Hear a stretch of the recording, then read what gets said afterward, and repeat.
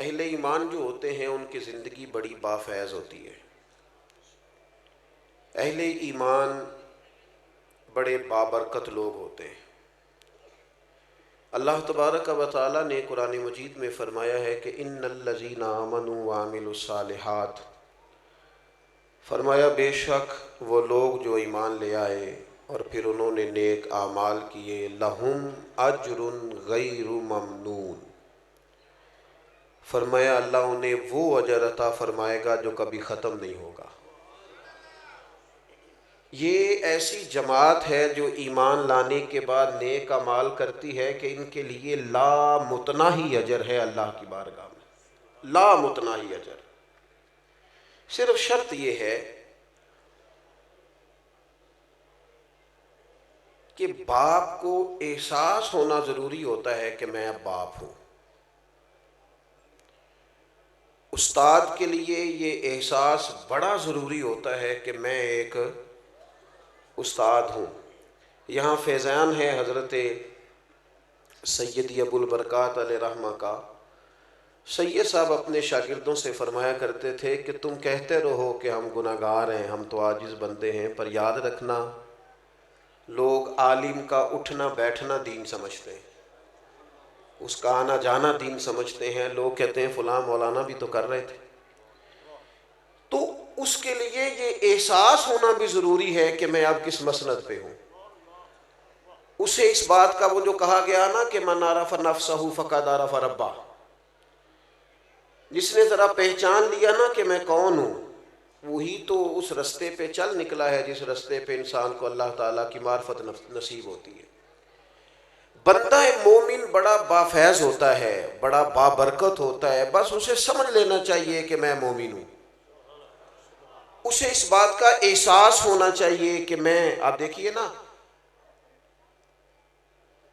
نبی اکرم صلی اللہ تعالی علیہ وسلم نے فرمایا میرا مومن ہر حال میں نفع اٹھاتا ہے.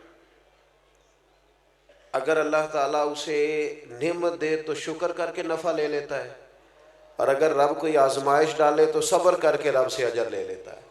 ہر حال میں نفع. اور صحیح بخاری میں موجود ہے حضور علیہ السلام نے فرمایا اگر کوئی بندہ کو نیک کام کرتا تھا پھر وہ بیمار ہو گیا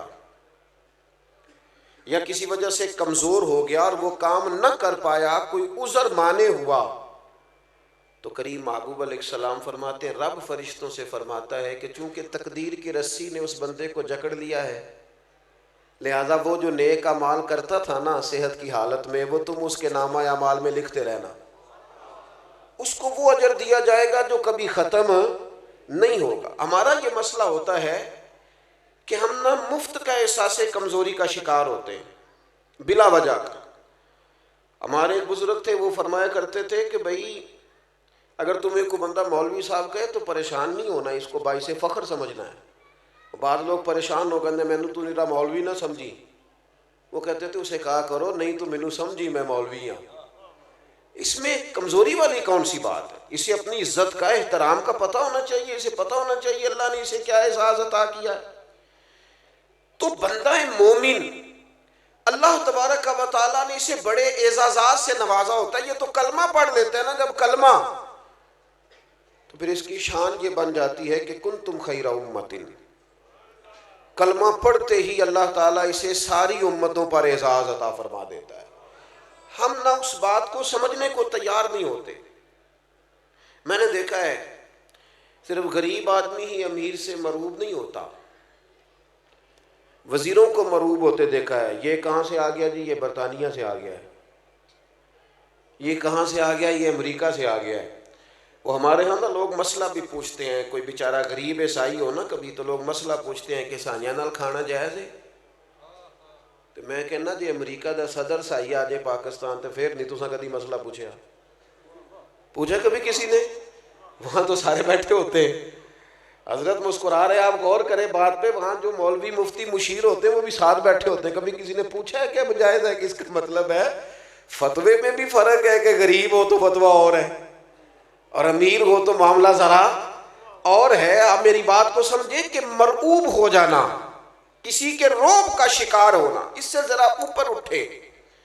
زندگی وہ لوگ مزہ لے کے جیتے ہیں جو اللہ تبارک و تعالیٰ کی تقدیر پر پوری طرح راضی ہوتے ہیں، اللہ کی رضا پر پوری طرح جن لوگوں کا حضرت خواجہ اجمیر رحمۃ اللہ علیہ کے جو مکتوبات شریف ہیں نا آپ کے، خواجہ قطب الدین صاحب علیہ رحمہ کے نام، ان میں ایک مکتوب میں خواجہ صاحب، میں رات ہی دیکھ رہا تھا، آپ فرمانے لگے بیٹا اللہ کے بندے کی شان پتہ کیا ہے؟ اپنے مرید کی تربیت کرتے ہیں، اس مرید کے جنہوں نے پھر آگے لاکھوں ہزاروں لوگوں کی تربیت کی، کہنے لگے رب کے بندے کی شان یہ ہے کہ اللہ کا بندہ ہر اس بات پہ راضی ہوتا ہے جس پہ اس کا رب راضی ہوتا ہے۔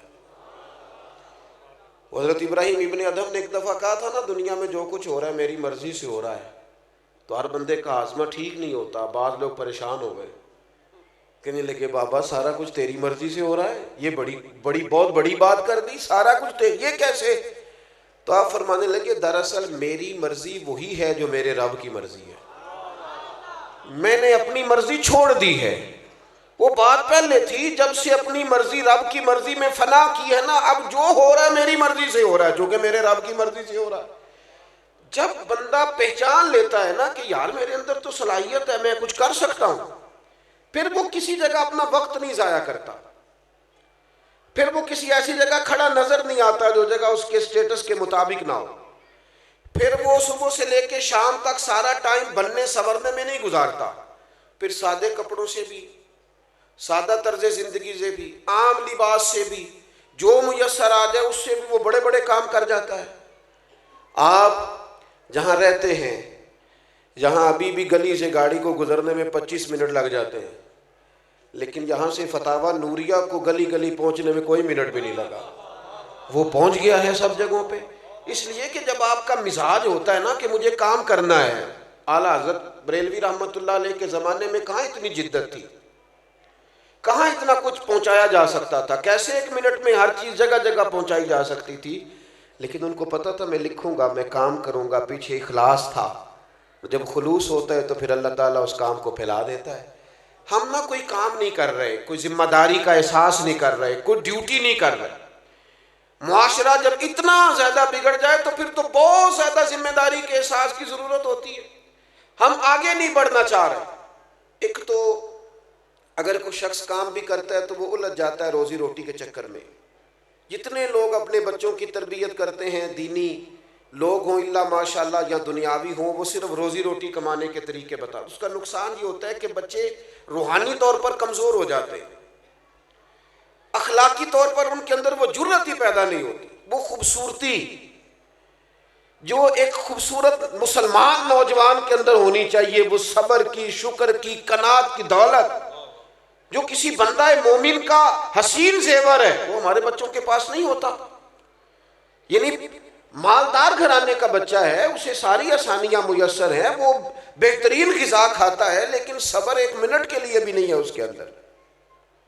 وہ اگر اسے وقت پہ کھانا نہ ملے تو وہ مہنگا موبائل توڑ دیتا ہے، وہ گھر کا ٹی وی توڑ دیتا ہے، کیوں؟ اس لیے کہ اسے سارا کچھ سکھایا گیا ہے، صبر، قناعت اور حوصلہ۔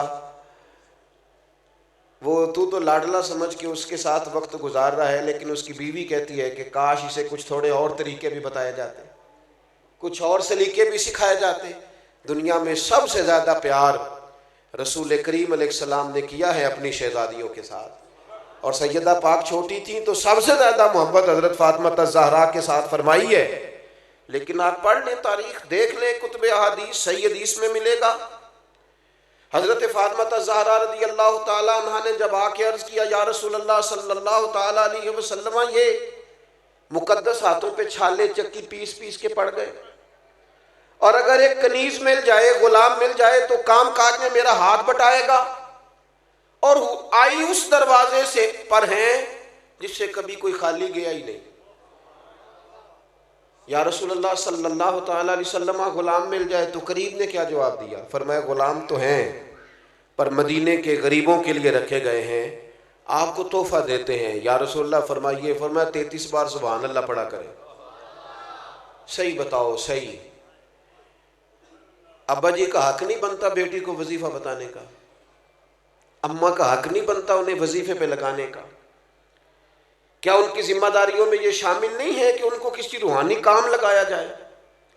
کبھی کبھی کہیں پتر دل بڑا کرتا ہے مجھے درود تاج تو سنا.